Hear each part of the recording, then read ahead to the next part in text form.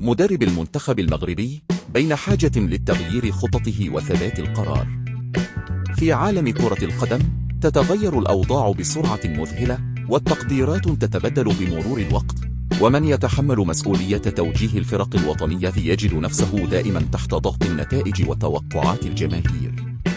واحد من هؤلاء المدربين وليد الكراكي، الذي لطالما كان يحمل شعار المنتخب المغربي بكل فخر واعتزاز، لكن مع مرور الزمن وتكرار الأداء المتواضع في المنافسات الدولية باتت الأصوات تتزايد داخل المغرب تطالب بتغيير في قيادة المنتخب الوطني.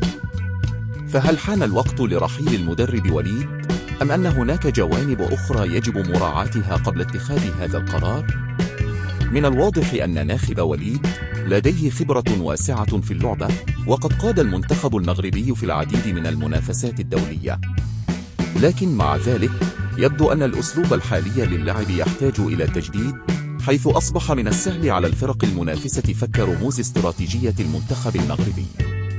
تأتي هذه المطالبات بالتغيير في ظل تحفظ الجماهير على مستوى الأداء والنتائج، فلا يكفي أن يكون المدرب ذو خبرة ومعرفة، بل يجب أن يكون قادرا على تجديد الفكر واستحضار استراتيجيات جديدة تساهم في تحقيق النجاحات المنشودة. من ناحية أخرى يجب أن ننظر أيضا إلى العوامل الخارجية التي قد تؤثر على أداء المنتخب، مثل الإصابات والظروف البيئية وغيرها. فربما لم يكن وليد الكراكي المشكلة الوحيدة، ولكن يمكن أن يكون هو الجزء الأكبر من الحل.